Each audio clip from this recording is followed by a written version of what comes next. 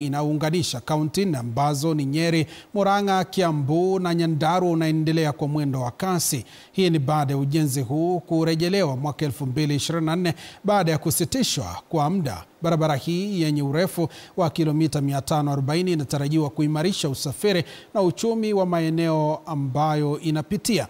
Mwanahabari wetu Robert Gakure na taarifa kamili. Ujenzi wa barabara ya Mau Mau yenye urefu wa kilomita 540 ulianzishwa ikiwa njia moja wapo ya kuwakumbuka waliopigania uhuru wa nchi. Barabara hii iliyopangiwa kutumia takriban shilingi bilioni 30 ikitarajiwa kuimarisha uchumi wa maeneo ambayo inapitia, kukuza biashara na kurahisisha usafiri. Hii njia ya kutoka Kaenyeine kwenda Jafine itatusaidia sana juu ya transport. Juu transport itakuwa imekuja cheap, motorbikes zitakuwa zikitubeba na bei rahisi. Tutakuwa tukienda kufanya kazi yetu ya hawkers na tutakuwa na furaha sana.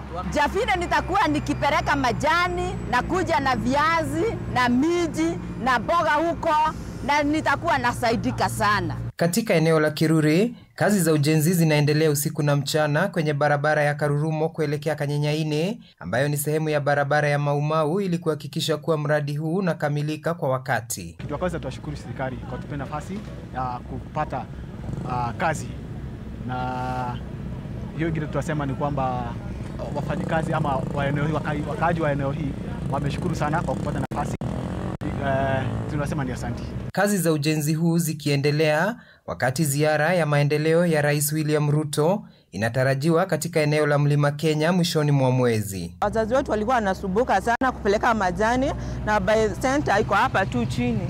So walikuwa wanateseka sana juu walikuwa wanapeleka majani bali. Robert Gakure, TV47, Murang'a. Tuangazie taarifa nyingine.